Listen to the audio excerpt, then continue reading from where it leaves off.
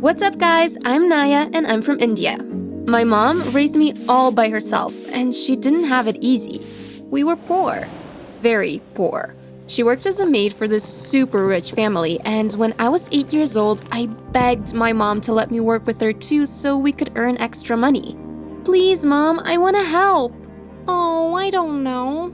Please. Oh, okay, honey. Thank you. Yay! I was excited, but I didn't really understand how terrible my mom's work was. When we arrived, I was so shocked by how massive the house was. It was a mansion, all white and pristine like a palace. We didn't get to enter through the front since we were considered inferior. So we got a small back entry where we got changed into our uniforms and started our tasks for the day. My mom and I were in the living room cleaning up. I was only 8 years old, so I was pretty clumsy, and I accidentally knocked over a glass of orange juice that was on the table, staining the fluffy white carpet. Naya! I'm sorry, Mama. Oh, it's okay, sweetie. I'll clean this up. While my mom scrubbed frantically, another woman walked into the room. I couldn't stop staring at her. My mom had only told me stories about this woman, but seeing her in person was a whole other experience. She was the wife of the household. She had the tightest skin I'd ever seen. It was stretched out like rice paper through years of Botox and surgery. She wore a white dress as if she was going to the Oscars instead of just relaxing at home, with a giant diamond necklace. She approached us, and when she spotted the stain, she shrieked like a crow. Oh my God, you imbecile! My mom quickly stood up at attention. I'm sorry, Mrs. Singh. I'll clean this up right away. Are you kidding? The stain will never come out. I promise it will. Just give me time to... Don't interrupt me, you idiot! Mrs. Singh raised her hand and backhanded my mom right across the cheek. At that point, I lost it. You leave my mama alone! I launched myself at Mrs. Singh and bit her on the leg. She screamed and raised her hands as if to hit me too, when suddenly a man walked into the room. He caught Mrs. Singh's hand mid-air and pulled her away. What is going on here? It was Mr. Singh, the husband of the household. He had on a business suit and it seemed like he was about to leave for work. Mr. Singh, please, we accidentally spilled some juice on the carpet, but I can get the stain out. Seriously, Brenda? This is what you're screaming about? But... Ella, Naya, I'm so sorry for my wife's behavior. Please, leave. I'll handle this. My mom and I were still shaken from Mrs. Singh's behavior, but I was glad Mr. Singh was there to handle it all. The next day, when we received our list of tasks for the day, Mom groaned. She had been assigned all the bathroom duties, the most disgusting and hardest tasks of the house. We knew Mrs. Singh was the one behind it. This was her way of punishing my mom. While my mom headed to the bathroom, I went to the garden where I was supposed to clear out the weeds. The sun was boiling, and I actually felt like my skin was melting off my bones. I pulled out weed after weed after weed, wondering how my mom was doing, when suddenly I heard a splash behind me. Some boy had just jumped into the pool. The Singhs didn't have a son, so I was curious who this strange boy was. Hey, you! The boy was talking to me. What? Come in and swim.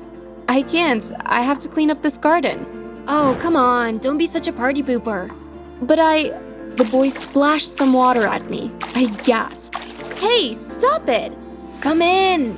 Suddenly, the boy leapt out of the water and pulled me in. Whoa! No! We fell into the pool. Water splashed everywhere and I was drenched. When we resurfaced, the boy introduced himself. I'm Ramesh. I couldn't help it. I should have been mad, but I started laughing. Nice to meet you, Ramesh. I'm Naya. What is going on here? We turned suddenly. Mrs. Singh was there, and she looked as red as the planet Mars. Aw, come on, Auntie. We're just having fun. Ramesh, come out this second. Ramesh smiled apologetically at me, then hopped out of the pool. As they left, Mrs. Singh sent me a look as sharp as daggers. I sighed, climbed out of the pool, and got changed. Unknown to Ramesh, his aunt later came back to tell me to do double the original tasks I had for that day. Life wasn't too bad though. Ramesh and I hung out all the time, and usually it was just Ramesh tagging along while I did work. He often came to his aunt and uncle's house on weekends or for school breaks, and that way we got to see each other a lot. Mrs. Singh hated seeing us together though, but usually we managed to keep it a secret. Life was getting better, until one day it all came crashing down. My mom and I were scrubbing the floor when suddenly I saw Mom start to close her eyes. Mom collapsed to the floor, unconscious. Mom! I screamed for help as I tried to wake my mom up.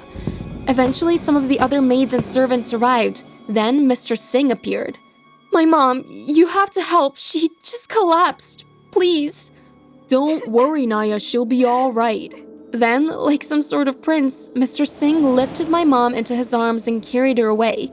There was something about the look on his face when he cradled my mom that made me curious, but I was too worried to think about it too much. At the hospital, the doctors told us Mom was overstressed and needed to rest for a few days. By this point, my mom was awake, and when she heard the doctors say this, she immediately protested. No, I have to work, I have to earn money. If we don't, we won't be able to eat, pay rent, Ella. Mr. Singh held my mom's hand. Everything will be okay. You can stay in our spare bedroom while you rest. But Naya? Naya can stay with us too. Don't worry, I'll still pay for the days you miss while you rest. Sweetie, is that really a good idea? Brenda, not now. Mrs. Singh bit her lip. I could tell she hated the idea of my mom living in the same house as her, even though they had over 10 spare bedrooms. But I'll be honest, if my husband had spoken and touched a woman the way Mr. Singh touched my mom, I would have been concerned too. After a while, the doctors wanted to run some more tests on my mom, so we all had to leave. As I walked out, Ramesh was there waiting for me. We stood there staring at each other for a while. Then, Ramesh offered a hug. We embraced each other, and I couldn't hold it in anymore. I let go, sobbing on his shoulder. Throughout Mom's recovery period, Ramesh was there for me the whole time. I never could have gotten through it without him. Years passed, and my mom was much better. Mr. Singh only allowed her to work 4 days a week instead of 7, while I picked up more hours, so now I became the main source of income for our family. One day, when I was 15, I entered my mom's room to give her some food, but her bed was empty. She's probably at the store. I forgot all about it and went to Mr. and Mrs. Singh's bedroom because I was supposed to mop the floors there. But when I entered, I got the shock of my life. Sitting on the bed, making out like some sort of Hollywood movie couple, was Mr. Singh and my mom. Oh my God! They broke apart and looked at me in alarm. Naya, I can explain. What the heck? My heart dropped. Mrs. Singh was behind me looking through the doorway. And when she spotted Mom and her husband, she screamed until it felt like the whole house was shaking. Are you kidding? You're cheating on me with the maid? Honey, look, Yes, go on, explain yourself. That's it. You. Mrs. Singh pointed at my mom. You're fired, and you can bring your bratty daughter with you. I looked at Mr. Singh, expecting him to step in and do something, but he just looked away. I scoffed. Come on, Mom, we don't need them. Mom sighed sadly, and we packed our things up and left. As it turned out, we really did need them. No one would hire us again after that, and my guess is that Mrs. Singh contacted everyone she could and banned them from hiring us, ruining our reputations. My mom and I became homeless and lived under a bridge with the other homeless people. One night, when we were getting ready for bed on our cardboard sheets, we heard a commotion down the other end of the bridge. Quickly, we rushed over to see what was happening, and I was surprised to see Ramesh there. Hey, get off! One of the homeless people was trying to steal his watch. I rushed over and stepped between them. He's with me. The man recognized me and backed away. I dragged Ramesh over to our little nook and sat him down. What are you doing here? It's not safe. I had to come see you. I have an offer for you. An offer? I want you and your mom to come work for my family. It's on the other side of town, but it's good money and we'll treat you kindly, unlike my auntie. But your parents, are you sure? Don't worry, my parents hate auntie. They would love to have you. Oh, Ramesh, thank you. I hugged him, and the next day we got started right away. Turns out Ramesh was just as rich as his aunt and uncle. His house wasn't as big as theirs, but it was still absurdly enormous with a giant swimming pool and a garden as big as a national park. While my mom got started cleaning the floors of the bedrooms, Ramesh told me he had a special task for me in his room. When we arrived, he shut the door and looked at me mischievously. Surprise! You don't have to do any work. What? I told my parents that you can be my tutor so you can work and earn money here without doing any actual work.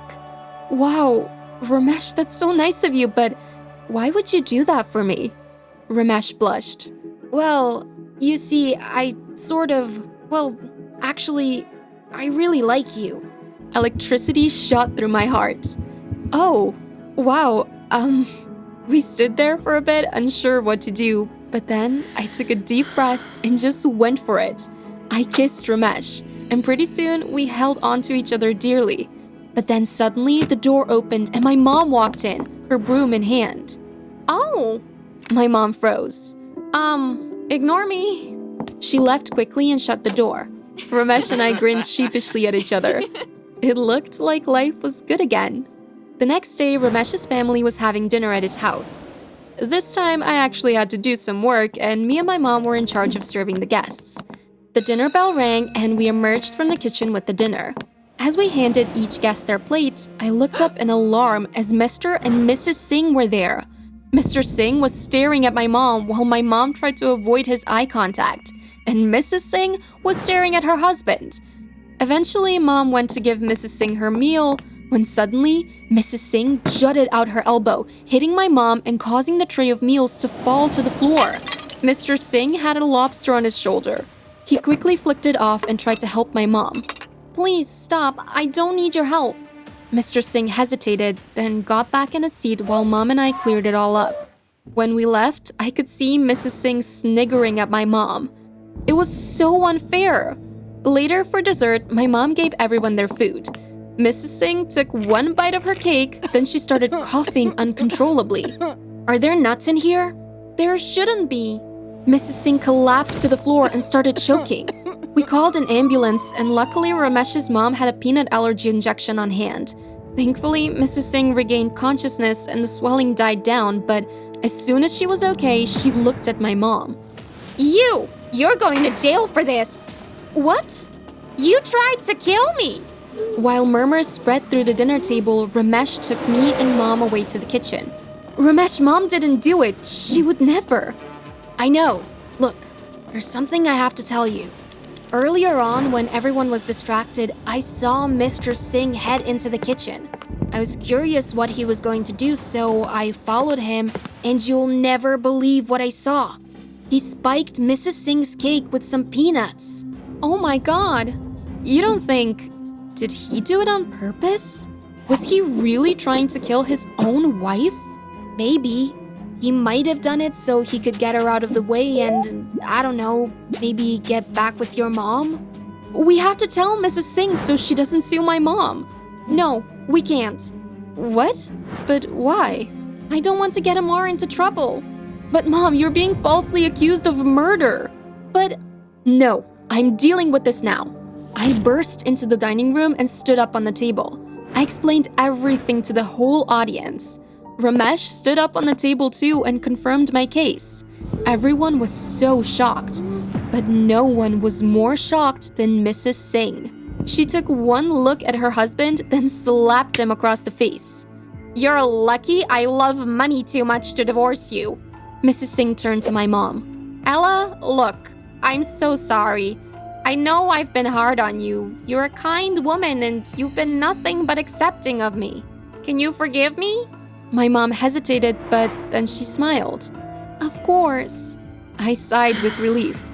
Ramesh grinned and I winked at him. It looked like things would get better after all.